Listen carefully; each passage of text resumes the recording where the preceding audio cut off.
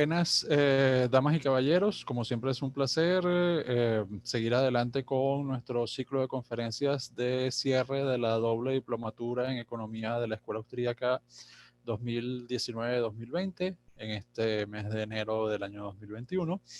Ha sido un año bastante difícil ciertamente el año pasado y esperamos que este sea en algún sentido mejor. En este momento me corresponde el placer y el honor de presentarles a Roberto Salinas, a nuestro próximo conferencista. Roberto es economista con doctorado en filosofía en la Universidad de Purdue y con una amplísima experiencia como empresario, académico, investigador mexicano.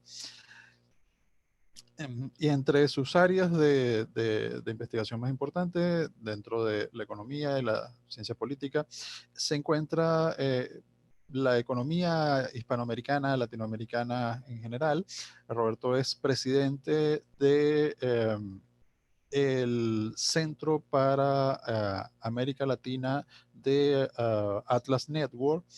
Ha desarrollado una tan importante cantidad de iniciativas empresariales y académicas y de divulgación en México y en Latinoamérica que me tardaría yo más en mencionarlas todas que él en hacer la conferencia.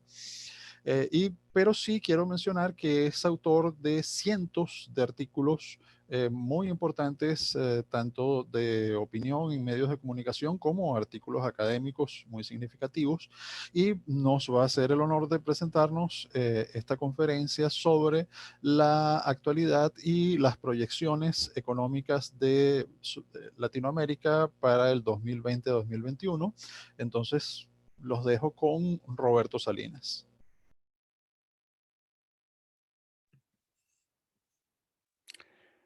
Pues muchas gracias, don Guillermo. Muy agradecido con Guillermo Rodríguez, el doctor Guillermo Rodríguez y con el Centro Juan de Mariana por la oportunidad de poder compartir ante ustedes en este magnífico ciclo de conferencias algunas impresiones, más que, más que una ponencia académica, realmente son impresiones de lo que nos deja este 2020 y los retos que encara la región latinoamericana en el 2021, después de un momento tan atípico caracterizado por lo que Mervyn King, el investigador Mervyn King, ha llamado la incertidumbre radical, radical uncertainty. Es decir, cómo acomodarnos o qué políticas económicas debemos considerar una vez que enfrentamos episodios de incertidumbre radical. Según esta tesis y la tesis de otros, el ser humano, que es parte, es el, digamos, parte del corazón metodológico de la filosofía austriaca, de la Escuela de Economía Austriaca, es precisamente que no se puede predecir el futuro, que no tan solo es una enorme vanidad, sino es algo completa, es un ejercicio completamente en vano pretender que tenemos acceso a ese conocimiento divino de poder predecir el futuro.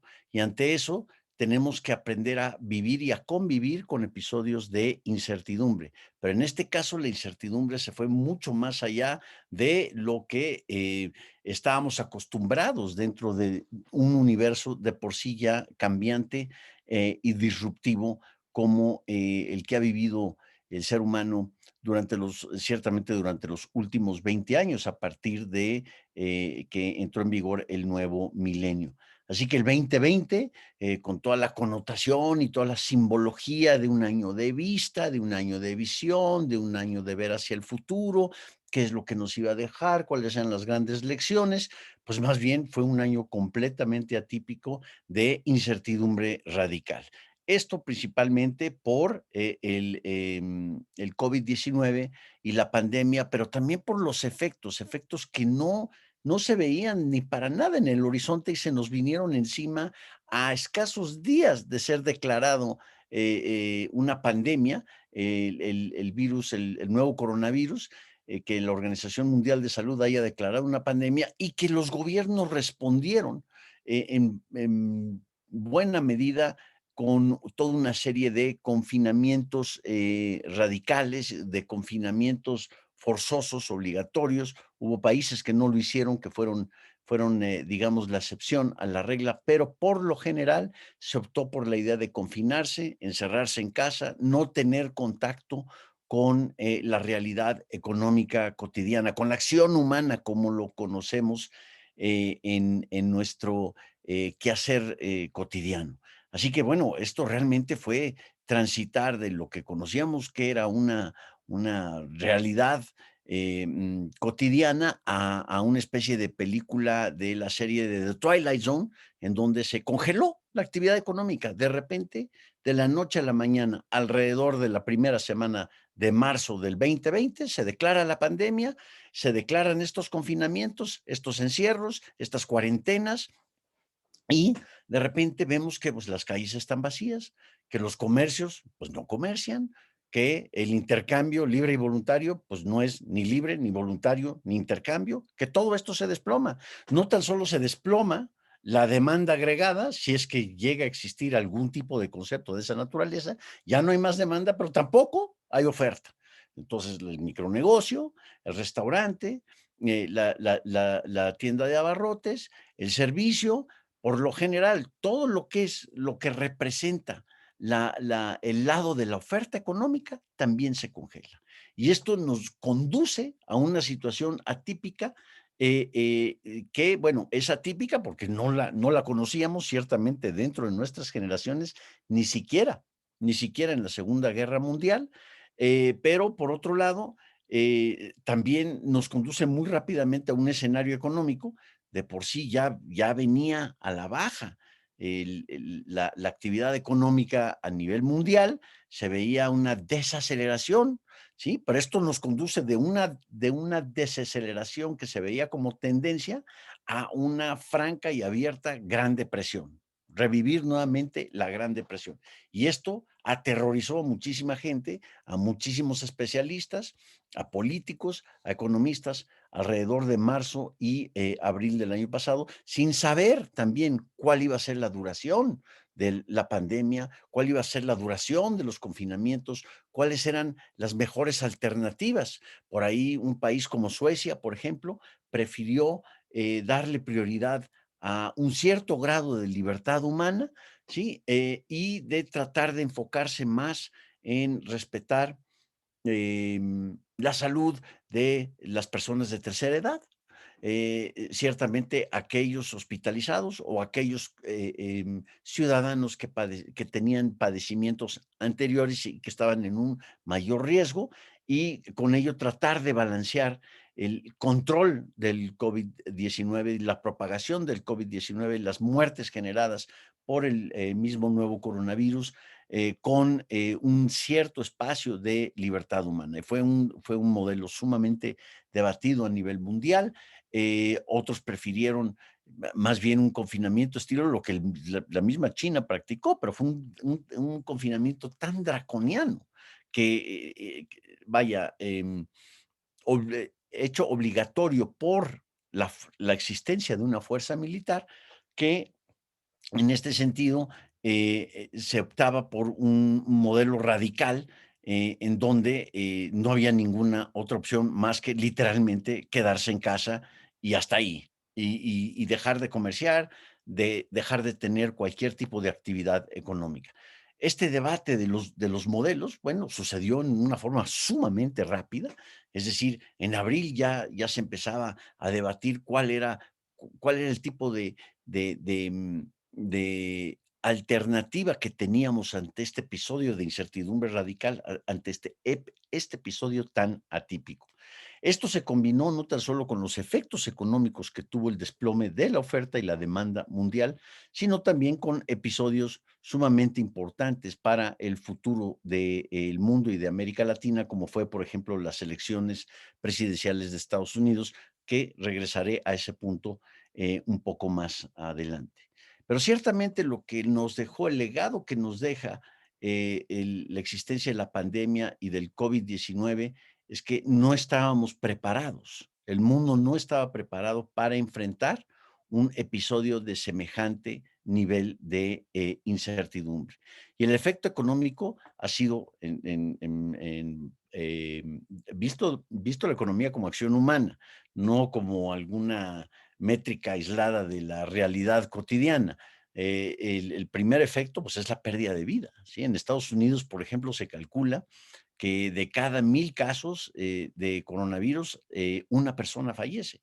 Esto quiere decir que ha habido una cantidad de pérdida de vida humana que de por sí, vaya, siendo esto ya una cuestión totalmente trágica, creo que prácticamente todos nosotros conocemos a alguien o conocemos a alguien que conoce a alguien que falleció del coronavirus o que fue infectado del coronavirus. Y esto ha producido, pues, realmente un escenario de profundo temor, de incertidumbre y de una expectativa muy negativa de cara al futuro. ¿Qué es lo que va a pasar? ¿Qué hago si me arriesgo? ¿Qué hago si no tengo más de otra? Si estoy viviendo día a día que poder tratar de convivir con el coronavirus. Por esto, y en esto me adelanto un poco, por esto creo que pensamos nosotros que la llegada de la vacuna del COVID-19 va a ser un efecto muy, muy positivo para las economías latinoamericanas, para poder regresar a esa normalidad de comercio internacional, de intercambio comercial, de innovación y de pues, luchar por un mayor espacio de libertad.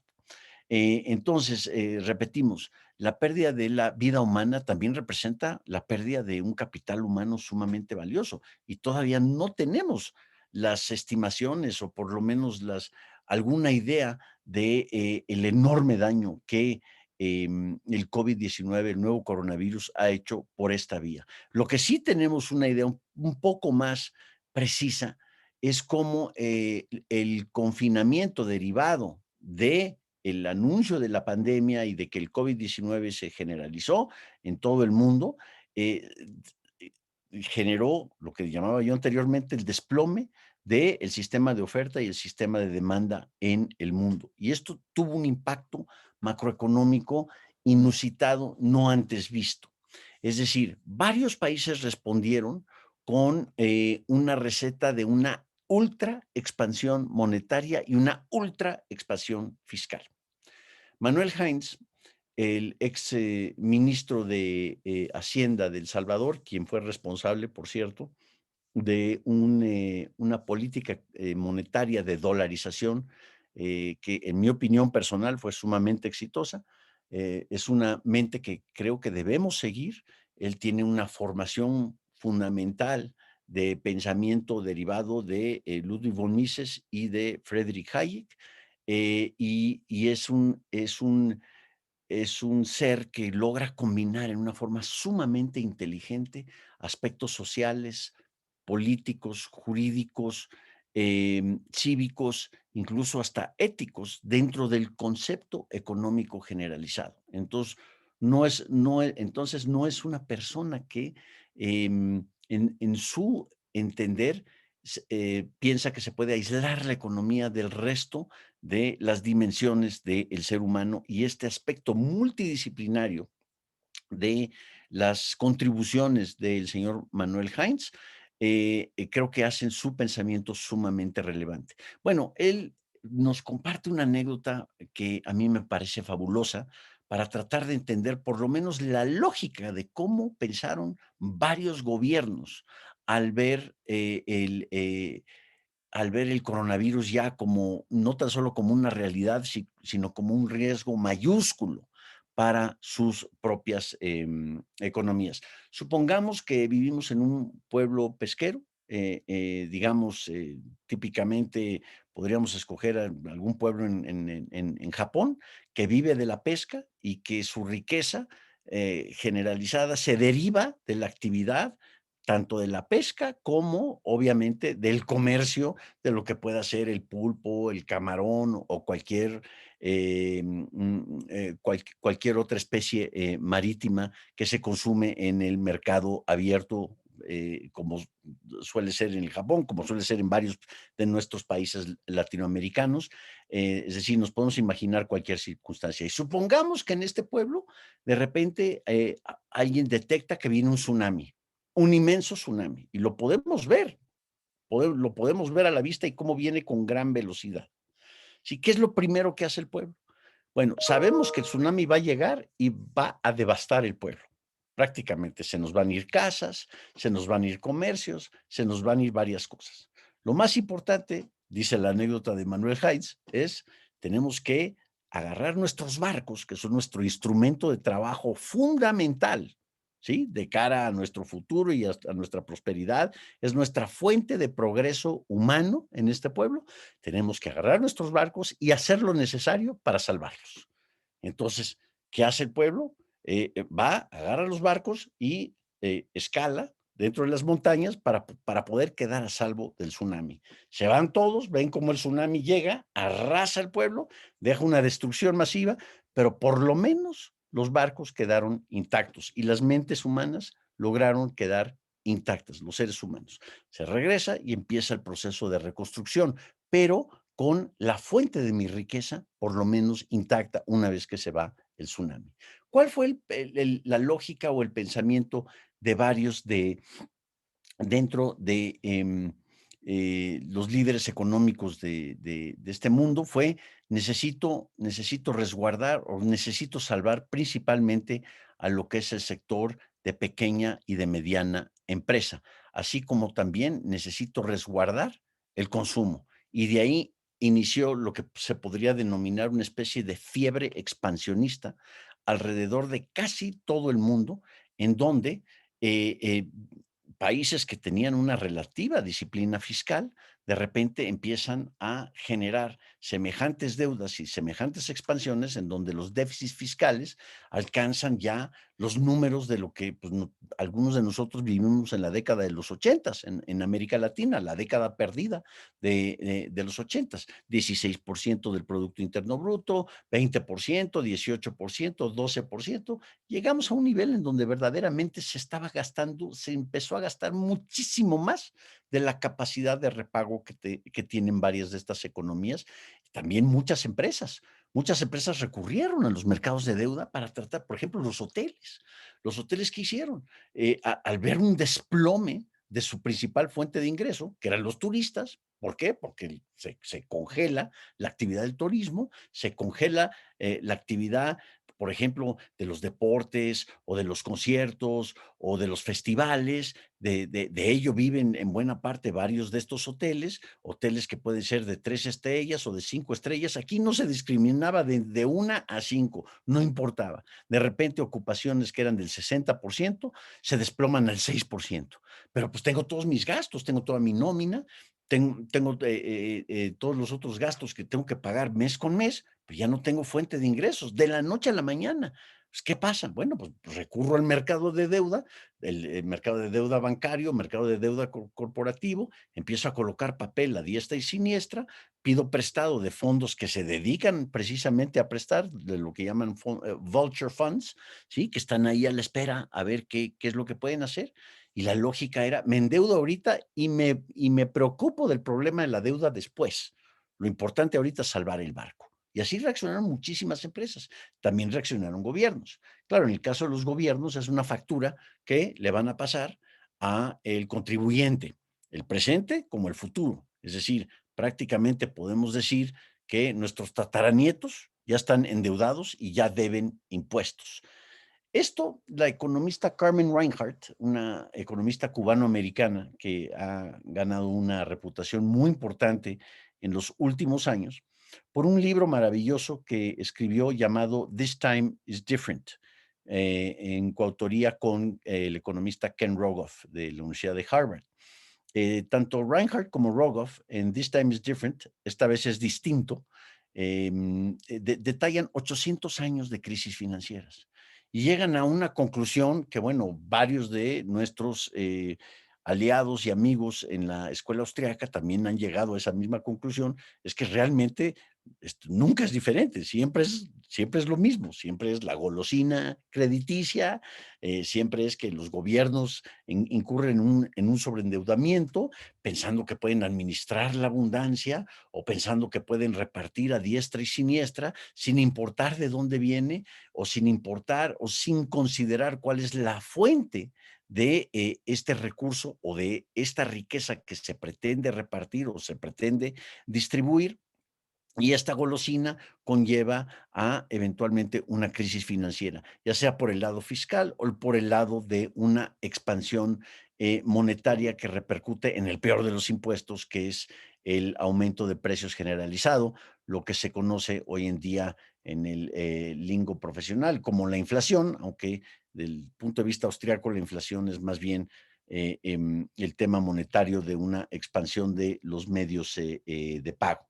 Pero bueno, sin entrar en ese debate académico, sí sabemos que un aumento generalizado de precios, generalizado, conlleva, conlleva una pérdida del poder adquisitivo y eso, bueno, es un impuesto disfrazado que además es profundamente regresivo, le pega más al que menos tiene.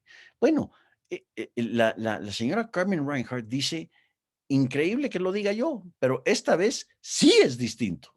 Es decir, en esta ocasión sí se nos vino encima una crisis fiscal y una crisis monetaria, ¿sí? A nivel corporativo como a nivel gobierno, de tremendo sobreendeudamiento, derivado de algo que no fue consciente, sino más bien fue una reacción, algo reactivo ante una circunstancia tan atípica como la pandemia. Es decir, algo totalmente inesperado, un choque externo totalmente inesperado como la pandemia. Y yo creo que tiene razón la señora Reinhardt, es decir, creo que es una lección muy importante de lo que nos deja esta pandemia y cómo nos debemos preparar a futuro. Hay algunos que incluso dijeron, nos tenemos que preparar eventualmente para una pandemia. Si bien 1918 parece lejano, pues hay que recordar que pues, ya visto del punto de vista histórico, fue apenas hace 100 años que tuvimos la influenza española. Y hoy en día, con el nivel de intercambio y de conectividad que existe entre los seres humanos, la propagación de un virus era de esperarse que sería en una forma mucho más rápida y mucho más devastadora. El sociólogo, evolucionista, biólogo, economista, otra gran mente multidisciplinaria, Matt Ridley, en unas entrevistas decía pues que él veía, aunque es un optimista racional, su gran libro, su gran obra es el The Rational Optimist, el optimista racional, y un gran campeón del progreso humano, decía, pero cuidado, porque se nos puede, el mayor riesgo para el progreso humano hoy en día, lo que puede llegar a mitigar, no detener, pero sí mitigar el progreso humano, es el surgimiento de una pandemia. Y él decía, fíjense ustedes, qué curioso, él decía, y creo que probablemente una pandemia podría iniciar con estas prácticas completamente atípicas, por ejemplo, en el sur de China, en los mercados, en los wet markets de Wuhan, en donde se permite pues, que los murciélagos, que son demografías, son tan compactas y son tantos los que están, son poblaciones inmensas, millones y millones que están tan compactos, la propagación de un virus es algo muy rápido. Si eso se mezcla con una serpiente que después es consumida por algún ser humano en estos mercados, ¿sí? En donde están vivos estos seres, pueden ser murciélagos o serpientes, o una serpiente que se come un murciélago, en fin, así lo explica. Y justamente así es como sucedió el virus. Es decir, en este sentido, el señor Ridley, pensamos, le atinó, así como le atinamos al marcador de un partido de fútbol, ¿sí? No fue una predicción científica, ni mucho menos, pero él decía, si se va a dar una pandemia, muy probablemente se va a dar en estas circunstancias. Y justamente así sucedió. Entonces, ¿qué tenemos? Tenemos que en un año como el 2020, un año de visión, un año de vista, de ver hacia el futuro, pues básicamente nos volvimos ciegos en el primer trimestre. Estábamos ciegos ante lo que se podía dar en el futuro, ante qué iba a suceder el día siguiente. Y para la gente en América Latina que vive en clase, en la clase media dinámica o en pobreza moderada o en pobreza extrema, se volvió una circunstancia de cómo sobrevivo para el día siguiente. Y esto, bueno, combinado con una ola de autocracia y de estatismo que se nos vino encima justamente con la excusa de la pandemia, ¿sí? Por el hecho de que existe una pandemia, hoy yo voy a restringir libertades. Tenemos casos como los de Argentina, en donde no han logrado salir de sus casas, de sus ambientes, desde marzo de este año. Van a cumplir prácticamente un año con la economía completamente paralizada y se estima que el Producto Interno Bruto va a caer entre el 12 y el 15%. Esos números ya son irrelevantes, ya lo sabemos que son irrelevantes. Son caídas que han generado que gente que vivía en la clase, familias que vivían en clase media dinámica, se vayan de repente a la pobreza extrema o a la pobreza moderada. Igual ha pasado en países como México, como Colombia. En Colombia ha resurgido el fantasma del igualitarismo, gracias o derivado de los terribles impactos económicos del COVID-19. Políticos populistas como Petro hoy están diciendo que el gobierno debe tomar control de toda la economía para poder redistribuir el ingreso en una forma equitativa y que no se den las enormes desigualdades que se están empezando a generar o que se han acentuado a raíz de el impacto económico de la pandemia. Ciertamente es una caída que en algunos casos la propia economista Carmen Reinhardt ha dicho, le pueden llegar a costar a América Latina otra década perdida. Nosotros no creemos que sea el caso, porque más bien lo que hemos visto, y esto ya más hacia finales del año, es una recuperación. Se ha hablado mucho si es una recuperación V o una U prolongada, así como el símbolo de Nike, o toda clase de letras dentro del alfabeto económico para poder caracterizar lo que es, lo que es el impacto económico y qué es lo que va a pasar de cara al futuro con las economías una vez que entremos a la etapa de recuperación o la etapa post-COVID, digamos, de un regreso a la normalidad. Yo en lo particular pienso que esto ha sido una recuperación estilo la letra K. Hay ciertos sectores que han aprovechado, llegaron a aprovechar con gran innovación, con gran agilidad, con gran flexibilidad el momento para cimentar su presencia. Y básicamente lo que los confinamientos y el COVID-19 hicieron en esta circunstancia fue acelerar un proceso de destrucción creativa que ya estaba en marcha. Por ejemplo, la educación. Este ha sido otro gran daño, el hecho de que muy lamentablemente hemos aislado a nuestros niños y a nuestros jóvenes. Sí, pero imaginémonos si esta pandemia se nos hubiera dado en 1995, digamos, o en los 80, cuando fue la última década perdida de América Latina, llamada década perdida de América Latina. Bueno, en esa circunstancia no hubiéramos tenido el acceso a las tecnologías que permitan una conferencia de esta naturaleza, por ejemplo, que permitan la conectividad, que permitan el intercambio de ideas de todas partes del mundo. De hecho, el modelo educativo en algunas formas va a cambiar. Ya el hecho de lograr la aceptación derivada de nuestras solicitudes a una escuela de alto renombre, por ejemplo, pues ahora ya se podrá, esa misma educación ya se podrá ofrecer en forma masiva gracias a estas tecnologías. No es lo mismo porque es muy importante el intercambio. Yo en lo personal soy creyente en eso, de que parte de la educación es el intercambio de los seres humanos dentro de nuestras comunidades y esos diálogos y esos intercambios y esos argumentos que se dan con los profesores, entre los alumnos, entre aquellos que son aliados o asociados de las escuelas, de los campus universitarios, también a nivel de primaria y de secundaria. Es importantísima esa convivencia comunitaria del ser humano, pero por lo menos en estos confinamientos no perdimos el contacto, tuvimos la oportunidad de una conectividad. Y hoy en día una empresa como Zoom, por ejemplo, ¿sí? Su valor en el mercado es mayor a todas las aerolíneas combinadas. Es algo verdaderamente increíble. Ahí tenemos clásico el efecto K. El valor de las aerolíneas va para abajo, en cierta forma se desploma. Hubo varias que de por sí ya estaban débiles y bueno, acabaron ya en la bancarrota.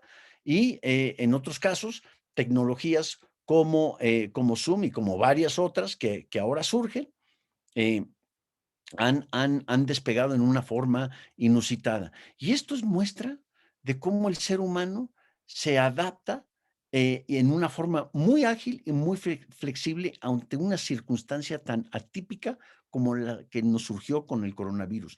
Aún a pesar de la regulación burocrática, aún a pesar del estatismo, aún a pesar de ese afán autocrático que hemos visto no tan solo en América Latina, sino en todo el mundo. El utilizar la pandemia como una excusa para afianzar el poder político y el control del proceso político sobre el proceso económico. Esto se vio muy claramente en el comercio internacional. El comercio internacional, que así, en una forma muy silenciosa, y a pesar de todos los ataques proteccionistas y de esas voces que critican vaya, que las importaciones son malas y las exportaciones deben ser estimuladas a través de protecciones internas y etcétera. Esos mismos debates que existen desde los tiempos de Adam Smith los revivimos en una forma muy importante con los debates que nos dejó Frederick Bastiat y que bueno, ha sido algo recurrente, pero aún así ha seguido creciendo el comercio internacional. Pero en 2020 se nos desplomó un 30%, cadenas productivas que estaban profundamente integradas entre países incluso, con grandes asimetrías económicas entre sí, como lo puede ser, por ejemplo, el caso mío, México y Estados Unidos, en donde todo el mundo aquí en México pensaba que el pez grande se iba a comer el pez chico, y lo que pasó fue más bien exactamente lo que decía la Escuela Austriaca de Economía, ¿sí? O desde las grandes lecciones de Manuel Ayau, discípulo tanto de Mises y Hayek, fundador de la Universidad Francisco Marroquín, que nos decía, aquí hay un buen ejemplo de lo que es el desarrollo de las ventajas comparativas, de los costos, lo que él llamaba los costos comparativos y los costos de oportunidad. Zapatero a tus zapatos, cada quien se dedica a lo suyo y después de 25 años tenemos en la región norteamericana un mapamundi geoeconómico que conecta a comunidades desde Alaska hasta Tuxtla Gutiérrez e incluso más allá de las fronteras mexicanas, ciertamente al sur de la frontera, todo lo que es Centroamérica y también América Latina, y no nos damos cuenta de esto. Pero con los confinamientos del COVID-19, ¿qué pasó? Varias de estas cadenas productivas de repente sufrieron una enorme y muy dañina disrupción. La frontera entre México y Estados Unidos, que era de las zonas económicas con mayor inercia y crecimiento económico en el mundo, de repente paralizada, congelada de un día para el otro. Y hoy en día solo lo esencial puede cruzar la frontera. Ni siquiera los seres humanos que estaban ya acostumbrados, incluso ya había puentes que se habían construido para poder cruzar libremente, como si, casi como si fuera un mercado común espontáneo el que había surgido en la frontera. Hoy en día eso ha desaparecido. ¿Qué es lo que va a pasar? Y más que qué es lo que va a pasar, es qué actitud debemos tomar aquellos que defendemos las ideas de la libertad ante este año tan desafiante, tan difícil, tan atípico. Muchos han reaccionado y han reaccionado diciendo, cuidado con el autócrata, cuidado con el burócrata regulador, el que vive del Estado y utiliza la regulación para extorsionar al resto de los ciudadanos, en lo que mi colega Luis de la Calle llama la economía de la extorsión aquí en México y que es un fenómeno prevaleciente en todo América Latina. ¿Cómo responder ante estas circunstancias, ante este afán autocrático de los gobiernos o este afán estatizador de nuestros gobiernos, ya sean de derecha, de izquierda? Aquí ya olvidémonos de esas dicotomías. Ojalá que esta sea una lección para el 2021. De derecha y de izquierda, del centro, de arriba o de abajo, lo importante es cuando el Estado o el aparato estatal quiere invadir nuestras libertades, ¿sí? No importa de dónde venga. Eso es lo que tenemos que denunciar y no decir que pues uno sí se vale porque es de derecha y otro, yo realmente yo a la fecha ya no conozco qué es de derecha o de izquierda, sino todo lo contrario, como diría un presidente, expresidente mexicano, Luis Echeverría, en una forma irónica, evidentemente. Más bien, además de reaccionar ante estos episodios, debemos nosotros también pensar cómo reposicionar las narrativas de las ideas de la libertad, cómo poder ser más proactivos y decir, a ver, solo es la libertad, es, es, es, eh, eh, es la única vía que te va a permitir mayor innovación. De ahí el libro de Matt Ridley, Freedom to Innovate, la nueva contribución de Matt Ridley sobre la innovación, que la innovación es algo diferente que la invención, ¿sí? Justamente la innovación es ese ensayo y error, es esa curva de aprendizaje que en la vida cotidiana y en una forma muy popperiana, estilo Karl Popper, se trata de descubrir, se trata de innovar, se trata de esa destrucción creativa justamente que nos permite la enorme distribución de pequeños pedacitos de conocimiento esparcidos en un orden espontáneo. Y bueno, junto con esto también, cómo la sociedad libre es la que permite una mayor adaptabilidad, una mucho mayor flexibilidad para poder adaptarme en una forma que sea ágil y que sea certera ante circunstancias cambiantes dentro de un marco caracterizado por incertidumbre y a veces por incertidumbre radical. De ahí la importancia del libre comercio. El dejar que las gentes, no las naciones, las gentes puedan comerciar en una forma libre y voluntaria es lo que va a sacar a Ecuador del menos 10% de crecimiento. Lo que sacaría a la Argentina de ese, más que el coronavirus, es el virus del kirchnerismo, que ya es una mutación todavía más peligrosa, creo yo, que el propio peronismo. Por no decir lo que ha sido Venezuela, que es increíble cómo ha sobrevivido la gente venezolana ante el tiranovirus que le llama, se dice libertad, del régimen de Maduro, y eso combinado con un virus biológico como el COVID-19. En el caso propio de México, esta nostalgia de regresar aceleradamente al pasado, a los 60s y a los 70s, algo en donde lo que es la política económica de la nostalgia, esa ha sido la gran lección en el caso mexicano, el terrible daño que puede hacer ser dominado por esa mentalidad de ver hacia el pasado y estar dominado por el pasado y no ver hacia el futuro y cuáles son los retos que encaramos de cara al futuro. ¿Cómo poder reemplazar el debate y la desigualdad? Que indiscutiblemente es algo que no podemos negar, que existen desigualdades, las existen. ¿Cuál es la causa de estas desigualdades? Pero más importante aún, ¿es la desigualdad realmente el reto social, de política social número uno de nuestras comunidades y de nuestros países? ¿O es más bien la movilidad social? Porque lo que nosotros consideramos es que es mucho más importante que haya agilidad, flexibilidad, rapidez e innovación, de tal suerte que se permita a las familias, a las microempresas que están en un cierto estrato económico, digamos de clase media dinámica, poder ascender rápidamente, que tengan esa movilidad, que tengan esa agilidad. Y pensamos nosotros que abrazar este tipo de narrativas va a ser sumamente importante para poder encarar los retos, no tan solo de defender la libertad, sino de acelerar una recuperación económica en el 2021. Peter Bettke, quizá una de las mentes más importantes dentro del pensamiento austriaco hoy en día, dice que esto requiere una gran humildad, más que la arrogancia del tecnócrata o del burócrata o del estatista perfumado que piensa que sabe más que todos los demás, ¿sí? Que es de alguna forma la encarnación de todo el conocimiento humano que existe en una sociedad. Lo que se requiere más bien es la humildad de dejar que otros puedan trabajar, de dejar que otros puedan hacer, de dejar que otros puedan investigar y construir su propio proyecto de vida en un ambiente de libertad. Y entonces ahí vemos cómo el aspecto de la humildad ante el conocimiento y el desconocimiento del futuro, de la incertidumbre radical, ya viene a ser un fenómeno con el que podemos vivir y convivir, siempre y cuando tengamos nosotros el contexto de la libertad humana que nos permita adaptarnos, que nos permita ser flexibles ante estas circunstancias y que sobre todo que nos permita innovar y nos permita capturar nuestras oportunidades de prosperidad. Estos somos lo que nosotros vemos los grandes retos de las ideas de la libertad de cara al 2021. Quisiera yo terminar con dos relatos que creo que son muy importantes, dos grandes lecciones que nos dejaron el 2020. Uno es la hipocresía del socialista milenial.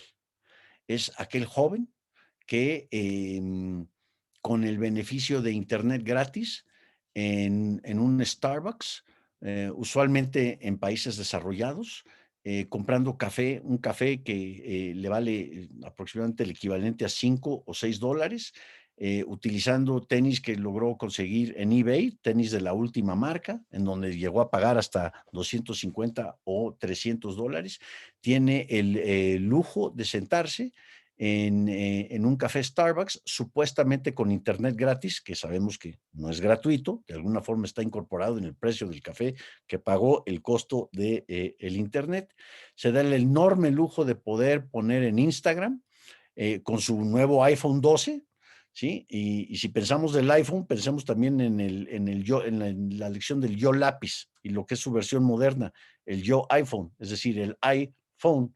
Y si nosotros vemos el componente de todos los componentes de un milagro de lo que logra ser un teléfono inteligente hoy en día, esto es un tributo a lo que es la globalización, las cadenas productivas, la integración de conocimientos a través de un orden espontáneo. Pues qué gran lujo se dan estas verdaderas criaturas de lo que es el capitalismo moderno de lo que es el libre comercio internacional del siglo XXI, de poder postear de que el socialismo democrático a la Alexandria Ocasio-Cortez es el futuro de las naciones, o de que lo que necesitamos hacer es confiar en mi conocimiento superior a todos los demás para poder distribuir el ingreso en una forma equitativa. Aquí hay en México un simpático tuitero que es de los supuestos intelectuales detrás del movimiento de Cuarta Transformación de Andrés Manuel López Obrador, llamado John Ackerman, que piensa, el Producto Interno Bruto de México es de tanto, entonces lo que yo recomiendo es que se me dé a mí el poder para repartir en pedacitos toda esa riqueza acumulada en una forma equitativa entre todas las familias, entre todos los seres mexicanos, sin jamás darse la, la, el, la oportunidad de reflexionar de cómo fue que se generó esa riqueza y que lo único que corresponde es repartirlo de acuerdo a su conocimiento, a su previa concepción, a su arrogante concepción de cómo nosotros debemos vivir la vida, lo que Hayek hubiera llamado la fatal arrogancia. Entonces, hay que desenmascarar al socialista milenial y a la hipocresía de que gracias a todos los bienes y todas las oportunidades y las tecnologías que nos ha dejado el libre mercado bien entendido, es que puede poner en Instagram, en Twitter, en Facebook, en las redes sociales, en los diferentes periódicos, las semejantes tonterías o lo que los Vargas Llosa hubieran denominado las perfectas idioteces con las que hoy tenemos que convivir. Es importantísimo desenmascarar esa hipocresía del socialismo milenial. El otro tema muy importante es que el liberal del siglo XXI, aquel que defiende las ideas de la libertad, tiene que recuperar el concepto de diálogo.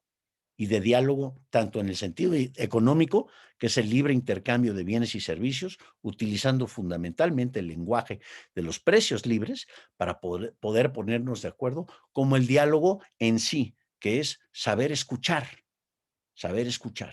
Esta es una de las grandes virtudes de el pensamiento liberal. Es el principio de saber escuchar. Porque hoy en día lo que vemos es una enorme polarización en la política, en la economía, en las políticas públicas, en la gran mayoría de los aspectos de las narrativas cívicas hoy en día no se sabe escuchar, es polarizar, o estás conmigo o estás en contra de mí. Y si bien puede ser un Andrés Manuel López Obrador, igual también puede ser un Donald Trump. Vimos en las elecciones de los Estados Unidos una polarización no antes vista, incluso asemejándose a un escenario de guerra civil, por lo menos en el punto de vista intelectual o de diálogo, en donde si no estás con Trump, entonces eres de los malos, o si no estás con Biden, entonces tú eres un neofascista, golpista, lo peor del mundo. Y esto es lo que en lógica se llama es el perfecto ejemplo de petición de principio, pero de ambos lados. Y esto sucede cuando se derrumba la base de la conversación civilizada, de saber escuchar, de poder intercambiar ideas, saber que podemos estar en desacuerdo, pero de una forma civilizada. Yo creo que recuperar el diálogo que viene de dialéctica, que es justamente el proceso dialéctico, es ir intercambiando ideas para mejorar la propia idea. Y si estamos si estamos mal en un caso, o si no es el tema de ganar el argumento, sino de mejorar nuestro entendimiento de una cierta idea. Y eso requiere la colaboración de otros, requiere esa conversación civilizada y no de aferrarte a una particular idea. En este sentido, creo que los símbolos políticos polarizantes hoy en día es de lo peor que nos puede dejar el siglo XXI. Sería el virus estatizante, el coronavirus ciertamente, pero el virus intelectual de interrumpir el diálogo tiene efectos terribles, y entre ellos es simplemente ni siquiera tener las bases para poder ponernos de acuerdo en cuál es la alternativa de cara al futuro. ¿Qué nos deja el 2020 y de qué forma nos abrió los ojos?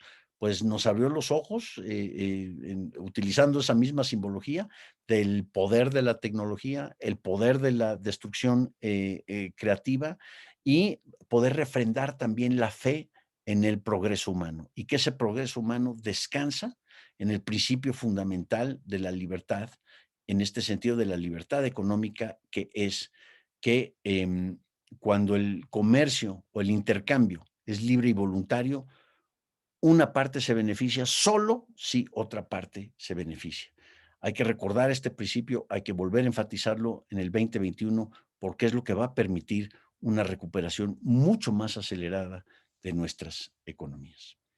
Quiero agradecer nuevamente al profesor Guillermo Rodríguez por esta oportunidad, también al Centro Juan de Mariana y todas las instituciones afiliadas que han colaborado en poder hacer este ciclo de conferencias una realidad. Pensamos que es una contribución fundamental justamente a ese diálogo y a esa conversación civilizada que todos queremos. Enhorabuena, muy feliz 2021 a todos, y sigamos con esa fe en el progreso humano que nos da la libertad. Muchísimas gracias. Muchísimas gracias, Roberto. Voy a resumir tres preguntas del público. No estaba estrictamente previsto. A veces no hay preguntas del público en este caso, pero tu conferencia fue tan interesante que tenemos tres muy buenas. Y bueno, cuando termines de responderlas, pues se cierra esta conferencia. La primera pregunta me pareció la más interesante y la resumo.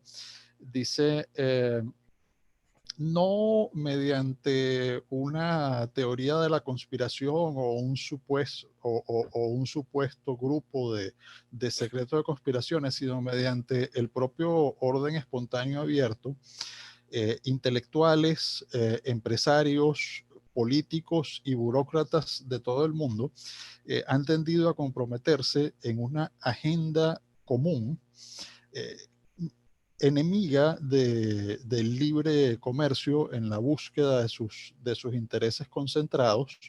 Y de esto pareciera ser un excelente ejemplo un libro llamado COVID-19, el gran reinicio, de Klaus Schwab, y Thierry Malaret. Schwab es fundador y presidente ejecutivo del Foro Económico Mundial, que no es poco decir, y en este libro ha dicho muy abiertamente que, sí, correcto, en este libro ha dicho muy abiertamente que el COVID-19 es una gran oportunidad para hacer avanzar una agenda de fuerte intervencionismo, eh, reconstruir totalmente la economía mundial en base a inflación, qué curioso, tú lo mencionabas en la pregunta, perdón, en la exposición, eh, y en la creación de algo similar a un gobierno mundial con una agenda que Mises hubiera llamado de socialismo de Estado, pero de una especie de Estado global. ¿Qué oportunidades cree usted que tienen estas personas que eh, coinciden espontáneamente, insiste la persona que pregunta, insiste, coinciden espontáneamente y no mediante una falsa teoría de la conspiración, sino que coinciden en sus intereses en tratar de hacer avanzar este tipo de agendas en todo el mundo? Eso sería una pregunta. La otra pregunta es respecto a las oportunidades de Latinoamérica. Yo siempre prefiero usar el término Hispanoamérica, pero la persona que pregunta y nuestro conferencista usan el término Latinoamérica. ¿Qué problemas y oportunidades ve usted para Latinoamérica cuando se trata de enfrentar los esfuerzos proteccionistas que se ocultan o sí, se ocultan, él dice se enmascaran, se ocultan, se enmascaran en discursos sobre ecología, derechos y otras áreas, y coloca como ejemplo la campaña que desarrolló el presidente francés para evitar la firma del Tratado de Libre Comercio entre la Unión Europea y el Mercosur, basado en lo que dice la persona que pregunta, era una campaña completamente falsa sobre la magnitud de los incendios que ocurren estacionalmente en el Amazonas, y esto se habría usado, dice la persona que pregunta, como excusa propagandística para evitar la firma de un tratado de libre comercio, haciendo avanzar los esfuerzos proteccionistas de la Unión Europea, que cada vez se cierra más. La tercera pregunta, perdón, me imagino que la pregunta se refiere no si tú estás de acuerdo o no con esto, podría ser, sino a cómo se puede combatir desde Hispanoamérica, desde Latinoamérica, este tipo de esfuerzos proteccionistas. Y la tercera pregunta tiene que ver con una idea sumamente polémica, pero valiosa, pienso yo. Tú hablas precisamente del diálogo. Alguien nos dice que en la dictadura de Xi Jinping ha logrado utilizar mecanismos capitalistas para hacer avanzar un totalitarismo socialista con medios muy similares, pero más eficientes que sí, que el tradicional mercantilismo latinoamericano. Yo supongo que le está hablando de lo que solemos llamar el capitalismo de compadres. Y esto es una agenda que podría ser sumamente peligrosa para Hispanoamérica, tanto desde el punto de vista económico como político. Sin embargo, el conferencista, habla de la importancia de avanzar en la globalización. ¿Qué se puede hacer para impedir que este tipo de gobiernos, sí, este tipo de gobiernos aprovechen los esfuerzos globalizadores para avanzar en sus esfuerzos neomercantilistas y totalitarios? Son tres preguntas que a mí me parecieron sumamente valiosas y te las quise pasar. Muchísimas gracias. Sí, bueno, sin abusar del tiempo, y gracias por esas preguntas. También, la verdad que las tres excelentes preguntas, podríamos dedicarle toda una conferencia a cada una de ellas. El tema del Foro Económico Mundial, el World Economic Forum, Carl Schwab, y lo que ellos llaman The Great Reset, realmente nace, según mi entender, nace más bien como una preocupación para darle nueva vida, nueva forma, nueva narrativa, otra dimensión, ¿sí? A lo que el World Economic Forum entiende como el capitalismo global, derivado de, digamos, un colapso de reputación acelerada, por lo menos en los círculos de lo que llaman mainstream, en, em, en los círculos cotidianos de pensamiento económico, o más bien el establishment económico que representa the World Economic Forum. A mí me gusta mucho el concepto de Great Reset, pero creo que el Great Reset debe venir más bien por el hecho de reconocer que es el capitalismo bien entendido, o incluso hasta como dice Dieter McCloskey, abandonemos el término capitalista que ya está tan lleno de connotación peyorativa y hablemos mejor de algo así como innovismo, que no genera tanta sensibilidad en la pielecita de nuestros intelectuales y de lo que es el establishment.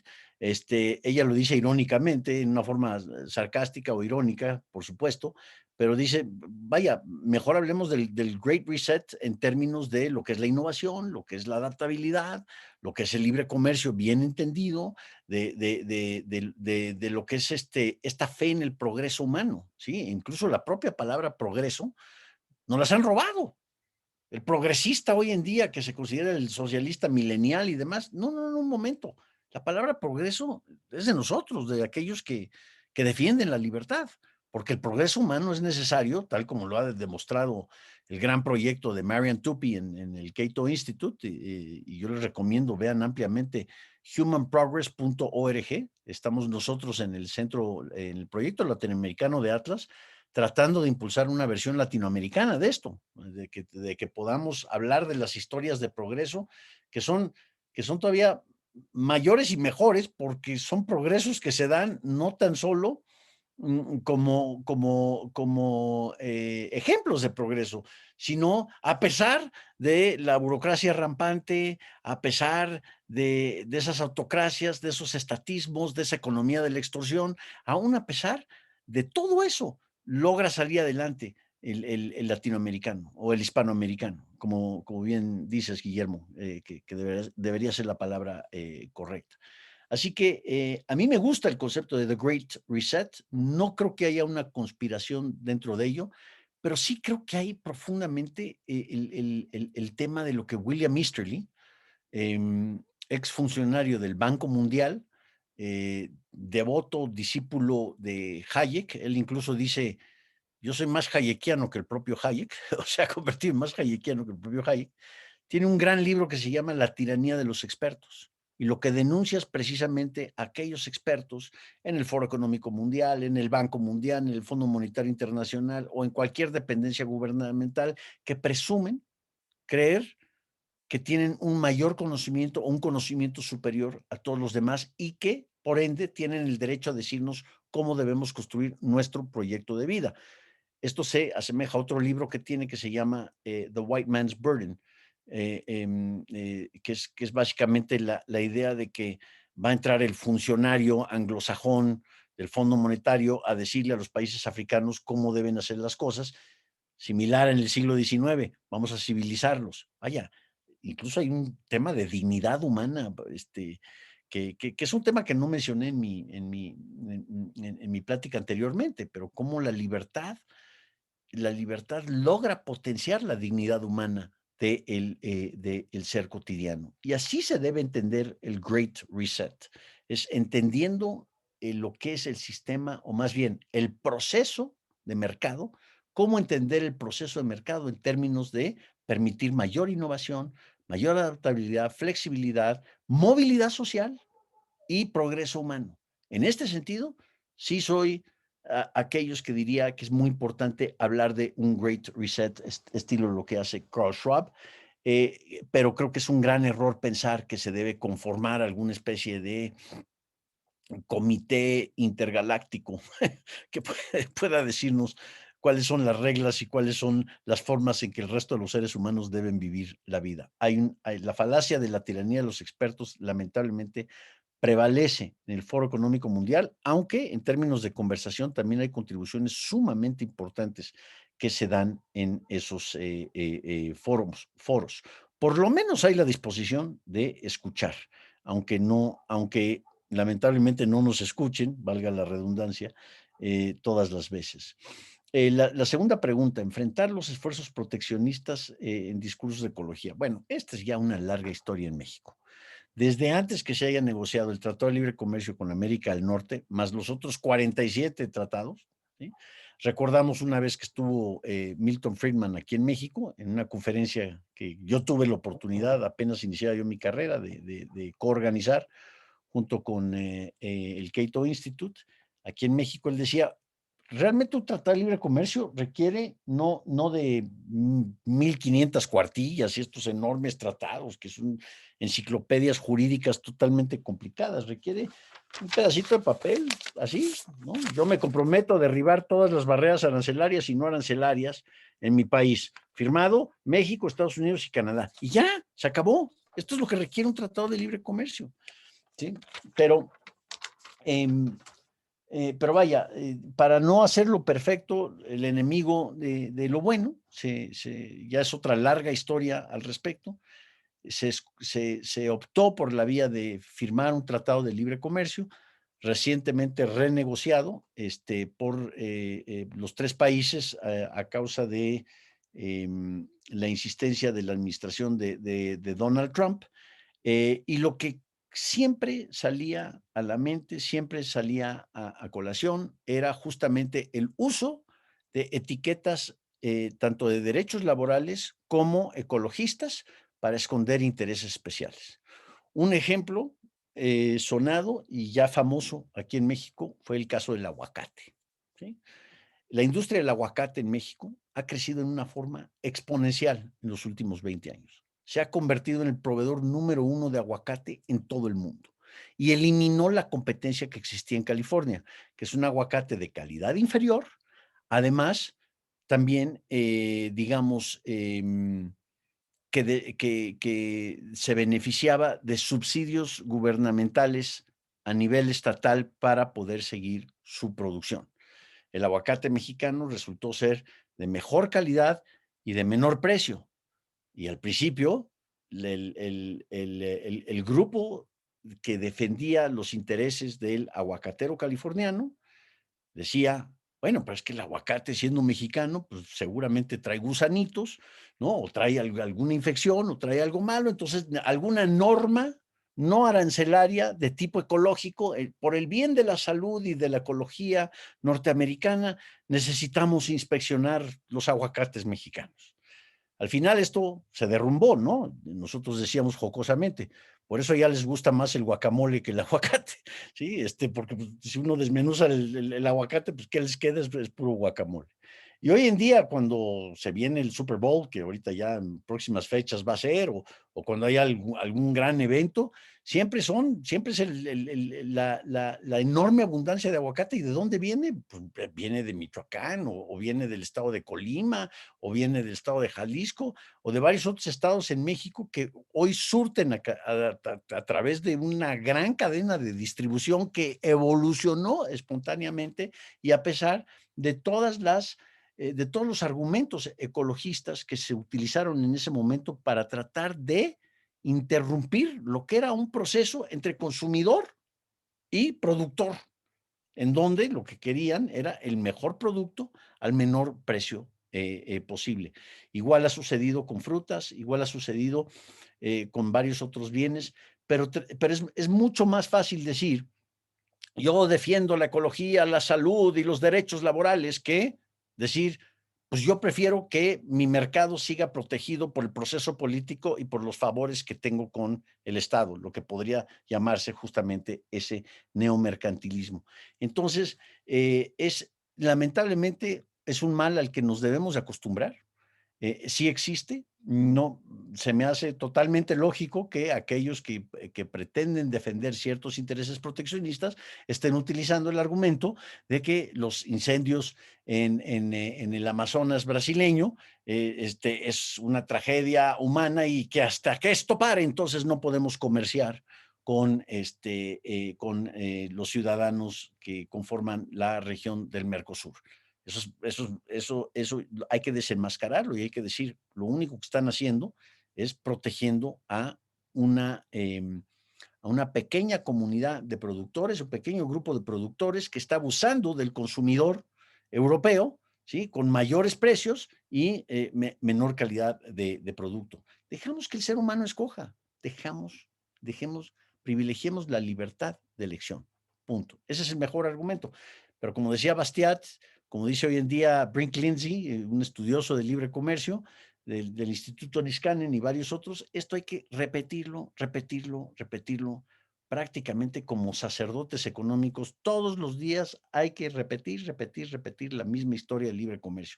Es increíble cómo hay grupos que se oponen a pesar de la enorme evidencia empírica y la enorme evidencia conceptual a favor del libre comercio.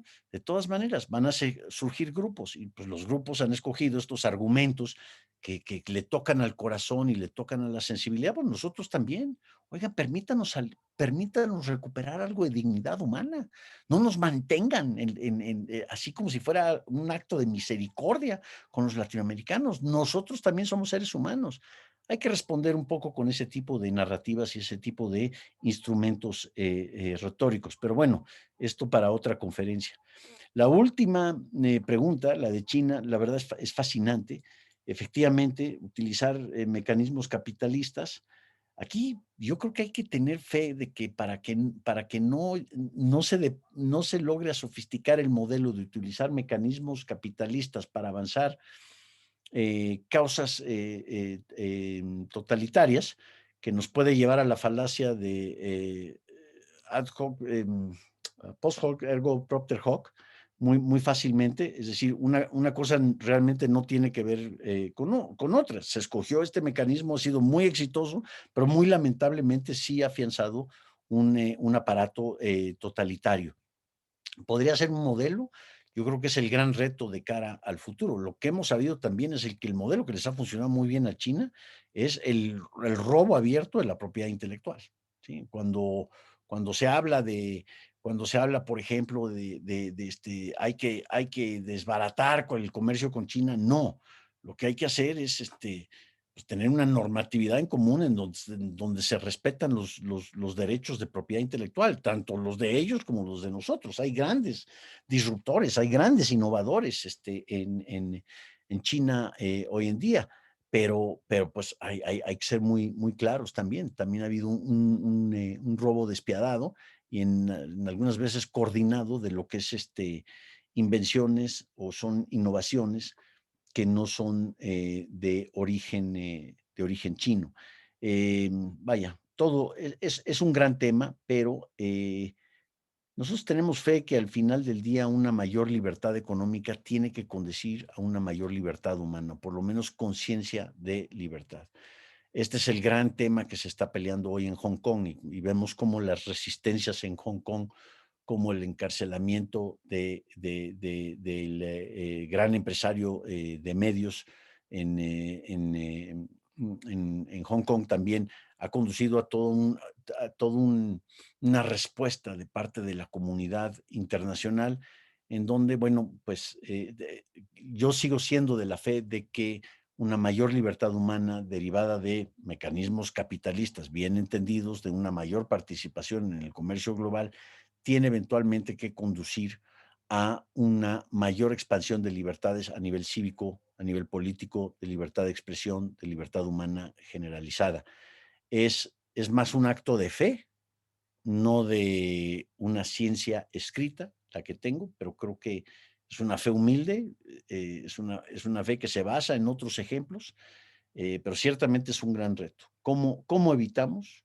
¿Cómo evitamos o qué podemos decir acerca del abuso de mecanismos capitalistas para avanzar, fines totalitarios y si esto no va a ser el modelo? Si yo, de cara al futuro, si yo pienso que esto mismo se repite en el caso mexicano, se llegara a repetir en el caso venezolano, por no decir en el caso argentino o nicaragüense, tendería a pensar que eventualmente eso nos va a llevar a un mayor espacio democrático, nos va a llevar a un mayor espacio de libertad de expresión. Es lo que tiendo yo a pensar, aunque no lo pueda yo demostrar empíricamente. Sin embargo, por eso es justamente que es una gran pregunta. Si algo hay que pelear es el hecho de que China no puede seguir robándose la propiedad intelectual. Pero bueno, estamos escarbando la punta del iceberg en estas tres preguntas, don Guillermo. Así que habrá oportunidad para seguir ese diálogo en otro momento.